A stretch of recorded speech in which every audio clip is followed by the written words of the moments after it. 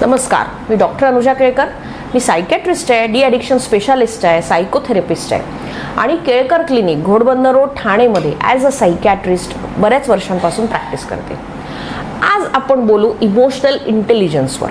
हे emotional intelligence म्हणजे काय हे समजण्याकरता मी तुमच्याशी एक एक्सपिरियन्स शेअर करते, जे तुम्ही लोक पण एक्सपिरियन्स करत असाल. फॉर एक्झाम्पल, जर आपण वर्क प्लेसला आहोत, ऑफिसमध्ये आहोत आणि तिथे ऑफिस बॉय आहे. ऑफिस बॉयला तुम्ही कॉफी किंवा चहा सांगितला, तो आला, तो ऑलरेडी खूप चिडचिड त्याची होते आहे. त्यांनी जोरात येऊन तुमच्या टेबलवर मग तुमच्या कॉफीचा पटकला आणि तो तिथून निघायचा प्रयत्न करतोय.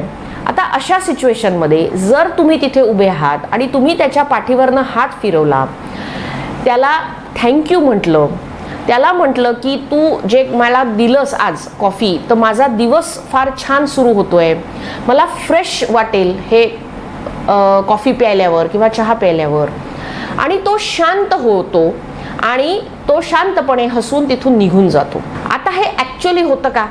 जनरली आपला रिस्पॉन्स काय असतो याच्यावर, की तो जर आपटतो आहे कॉफीचा मग टेबलावर, तर आपण त्याला रिॲक्ट करतो, म्हणजे आपण त्याच्यावर रागवतो, त्याला म्हणतो की अरे ही काय पद्धत झाली का, हा कोणता प्रकार आहे, मी तुला कॉफी मागितली, तू काही माझ्यावर उपकार करत नाही आहेस, शांतपणे दे, चांगला व्यवस्थित वाग. हे आपले रिस्पॉन्सेस त्याच्यावर असतात. तर असं न करता जे शांतपणे आपण त्याच्याशी इंटरॅक्ट करतो आहे, त्याला शाबाशी देतो आहे, हे जे वागणं आहे याला म्हणतात इमोशनल इंटेलिजन्स. आता याच्यामध्ये काय आहे ना, की जर तो ऑफिस बॉय आहे आणि तो इमोशनली डिस्टर्ब्ड आहे, म्हणजे तो चिडचिड करतोय, तो स्टेबल तुम्हाला वाटत नाही आहे सायकोलॉजिकली, आत्ता सध्या काही कामामुळे तो चिडचिडा झालाय आणि त्या चिडचिडेपणावर जर तुम्हाला समजतंय की तो सध्या त्याची मनस्थिती बरोबर नाही आहे आणि त्याच्यावर न चिडता जर तुम्ही त्याला शांतपणे रिस्पॉन्ड करताय, त्यालाच म्हणतात इमोशनल इंटेलिजन्स. म्हणजे understanding the emotions of self and also of the others at the same time. याचे इमोशनल इंटेलिजन्सचे 4 पिलर्स आहेत, 4 एलिमेंट्स त्याला म्हणतात. फर्स्ट इज सेल्फ अवेअरनेस, म्हणजे मला माझ्या इमोशन्सबद्दल पूर्णपणे मी प्रेझेंट आहे, मला माझे इमोशन्स कळतात आहेत. दुसरं म्हणजे सेल्फ रेग्युलेशन, इमोशन्स मी माझे मॅनेज करू शकतो आहे. आता मला जे वाटतं आहे, जर मला राग येतो आहे तर मी तो राग कंट्रोल करू शकतो आहे आणि शांतपणे त्याच्यावर रिस्पॉन्ड करू शकतो आहे. त्याचबरोबर मला परिस्थितीनुसार स्वतःचे इमोशन्स ॲडजस्ट करता येत आहे. हे झालं दुसरं. तिसरं एम्पथी.